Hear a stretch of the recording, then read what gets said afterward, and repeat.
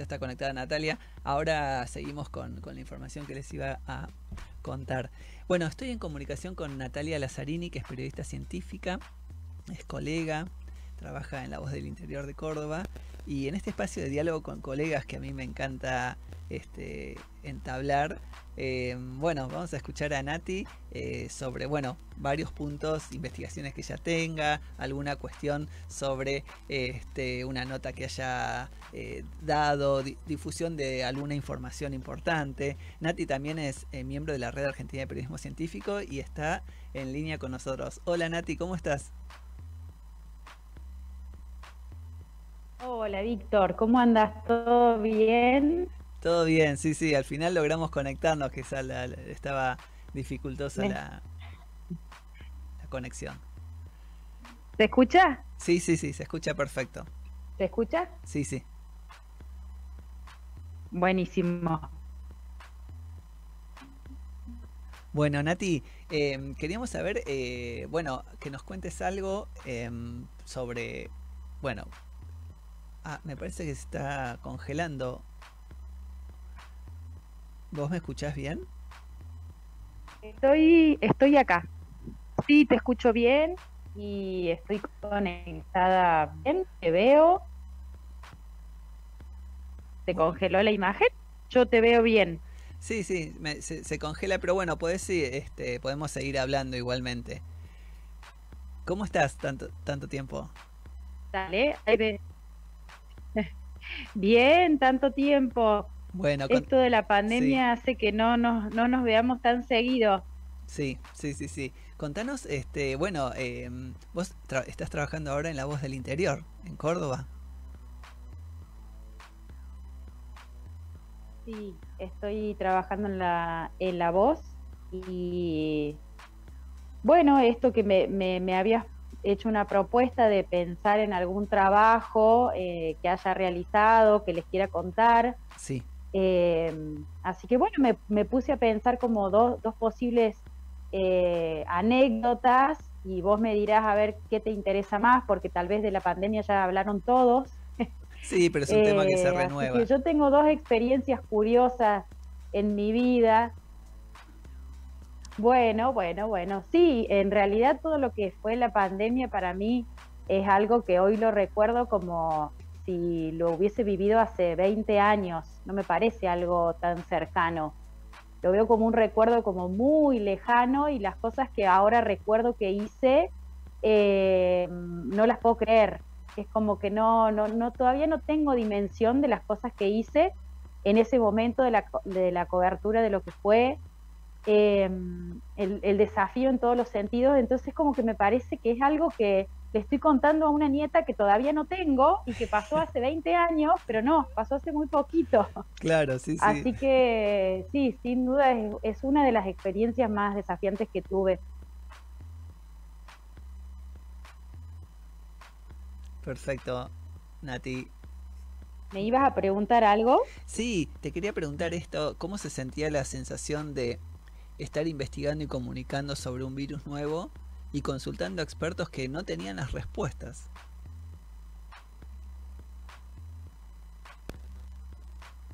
Y al comienzo fue informar sobre fue, digamos, hacer mucho hincapié en corroborar fake news, decir, bueno, esto está comprobado, esto no. Insistir muchísimo bueno, había muchos sectores que con justas razones estaban rechazando las medidas, sobre todo de la cuarentena estricta. Entonces, en ese momento, bueno, era explicar por qué era importante, bueno, el uso de ciertas medidas, qué se sabía hasta ese momento, explicar qué era una transmisión comunitaria cuando la comenzamos a tener. Eh, y después fue como entrando ya en la adrenalina, que yo creo que fue la parte más eh, increíble de toda esta historia, que fue empezar a cubrir adentro de las terapias de lo que se estaba viviendo, cuando todavía no teníamos vacunas, no estaba muy en claro, la OMS todavía no se había excedido sobre el tema de los aerosoles, pero bueno, necesitábamos contar historias que estaban sucediendo adentro del un desafío que tuvimos sobre todo en octubre del 2020, cuando fue el primer pico, tener que meternos adentro a relatar lo que estaba pasando desde adentro.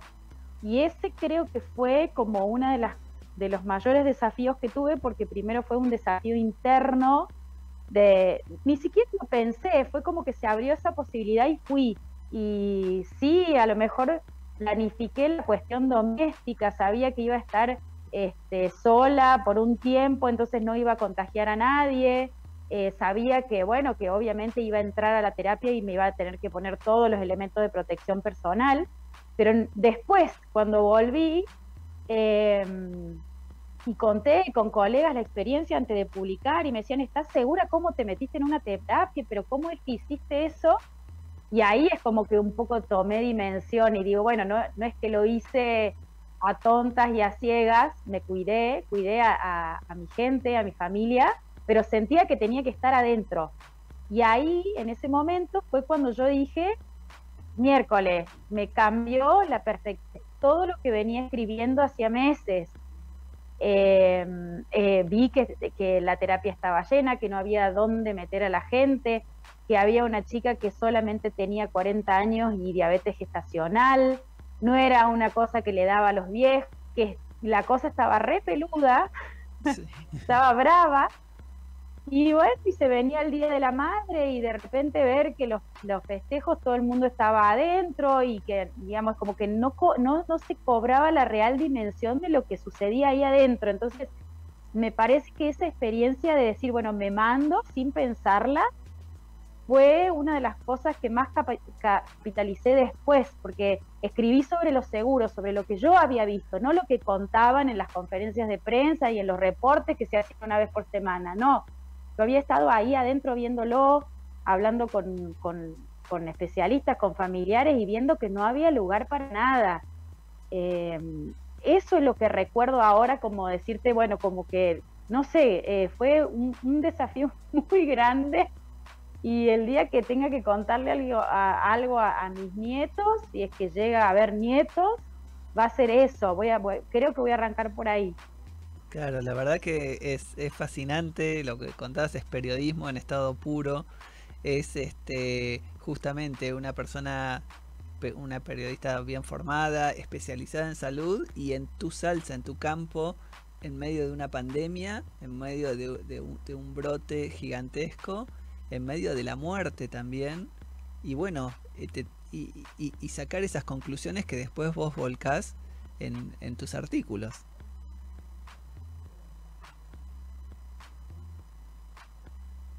Sí, una de las cosas como que más repercutió es esto, que las ambulancias en Córdoba demoraban 5 horas para encontrar una cama, y eso fue en octubre.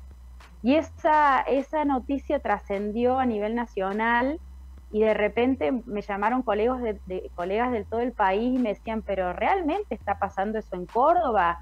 Sí, bueno, oficialmente se dan otras estadísticas, que la ocupación de camas no está tan lleno. Y entonces yo les decía, miren, esto es lo que yo vi estando ahí adentro, es lo que yo pude ver, y no es que me lo contaron, ni que esto está pasando ahora.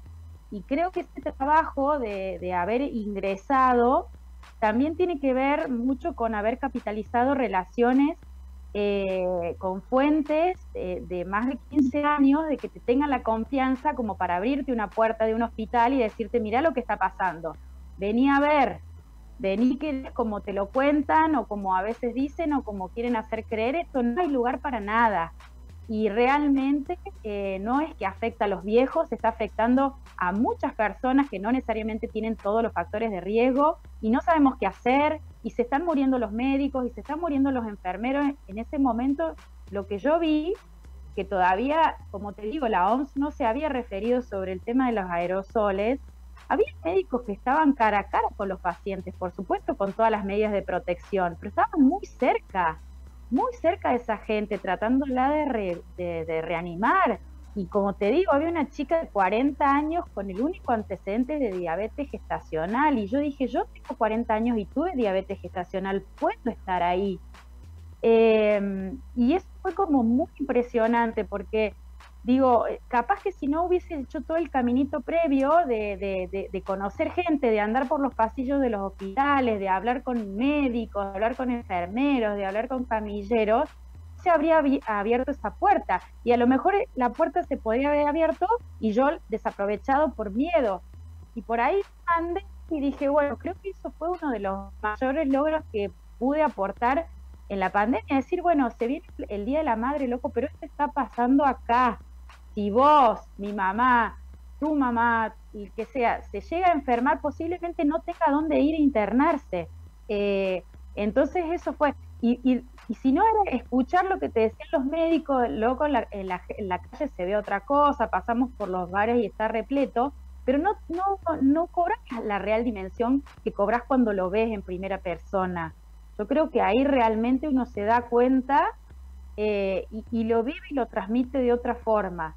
Entre otras cosas, ¿no? Es lo primero que recuerdo ahora sí charlando con vos, pero me parece que fue todo un proceso de haber caminado y andado y bueno, haber aprovechado algunas oportunidades. Eh, no es que todo fue color de rosa, fue mucho esfuerzo, seguramente errores cometí, tampoco me sentía dueña de la verdad por ser especialista científica, creo que también había un montón de cosas que me apoyé en colegas que a lo mejor tenían otras miradas y eso también ayudó. Eh, pero bueno, hoy mirándolo en retrospectiva digo, ¿cómo yo me fui a meter ahí adentro? Estaba loca, no sé, y no lo pensé. Claro, la verdad que es emocionante lo que contás, porque además haciendo una,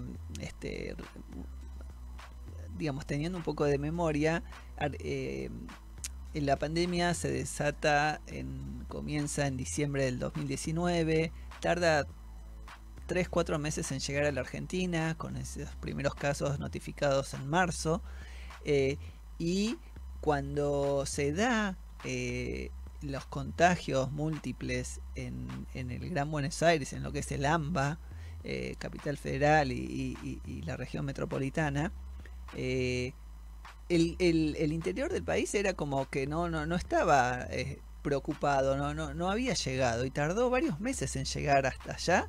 Y después cuando llegó, por ejemplo en Córdoba, sí saltaron las alarmas.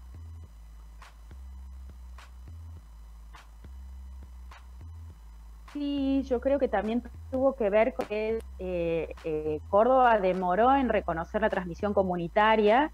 Ya hubo antes de junio algunos casos que no tenían vínculo con viajeros ni con personas que habían estado en otro lado.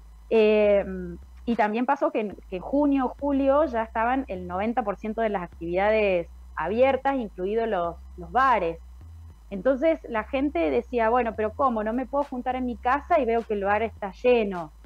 Pero ¿cómo? Tengo que cuidarme y no juntarme para el Día de la Madre y paso no estaban abiertos los boliches, pero sí había muchísimas actividades gastronómicas que estaban permitidas. Y yo entiendo la presión del sector por querer trabajar, pero hubo contradicciones en los mensajes que me parece que también uno era como difícil de remontar eso, porque por un lado nosotros teníamos el deber de informar y de ser coherentes con ciertos mensajes preventivos, pero muchas veces cuando la incoherencia venía desde arriba, era mucho más difícil contarle a la gente y la gente lógicamente entraba a descreer de lo que estaba pasando.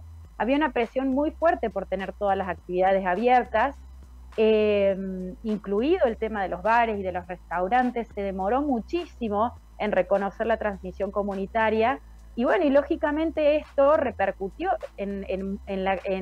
creo, en parte en el acatamiento de las medidas, porque se veía que no era todo coherente. Los chicos estaban sin clases, pero después se iban a juntar en los bares que estaban abiertos, los aforos no se respetaban. Entonces fue complicado, sí, se demoró.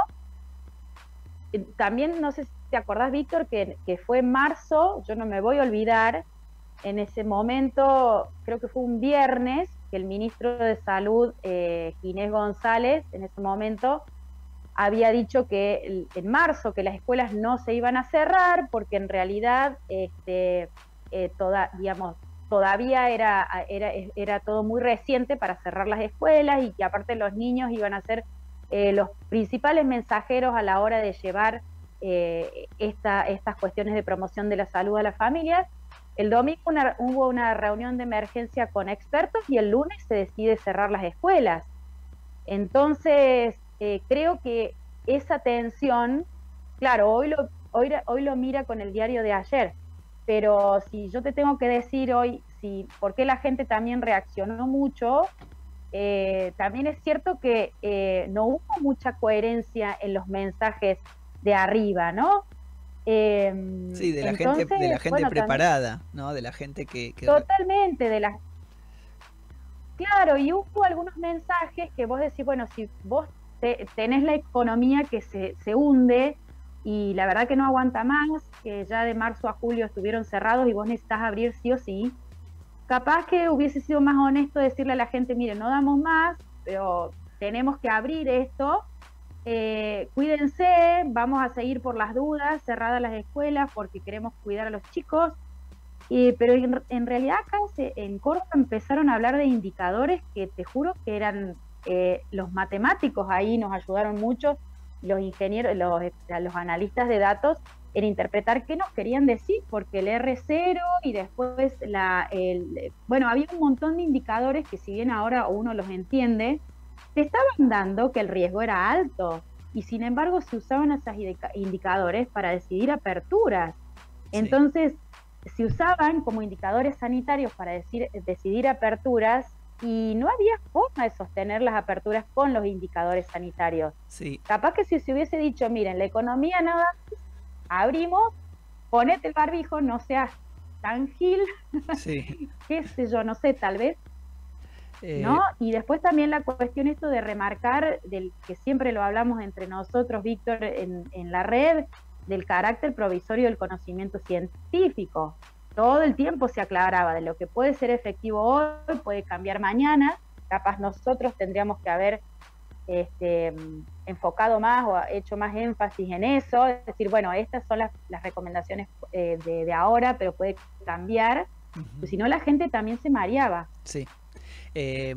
Bueno, ya nos quedamos sin tiempo. Te quería contar que el miércoles pasado, en este mismo espacio donde vos estás hablando, estuvo Rodrigo Quiroga, un bioquímico y experto en datos que desde Córdoba ayudó a la provincia y al país, y todavía lo sigue haciendo, a entender en forma de números todas las estadísticas de coronavirus. Sí, Rodrigo a mí me ayudó muchísimo.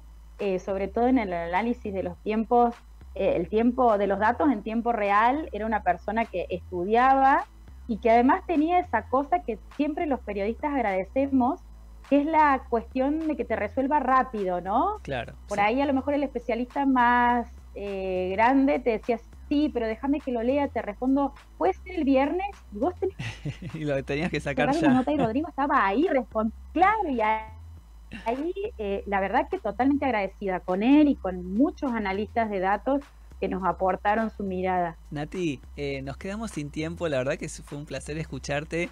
Te voy a proponer volver a entablar la comunicación para que nos cuentes otras cosas, otras noticias e investigaciones de actualidad que estás llevando a cabo, pero no me arrepiento de haber traído el tema del coronavirus y relatar tu experiencia adentro de las unidades de terapia intensiva. Cuando quieras, Víctor, porque tengo más anécdotas que Chatrán, así que cuando quieras me llamas y volvemos a charlar. Bueno, Nati, te agradecemos mucho acá y te mandamos un beso muy grande. Cuídate.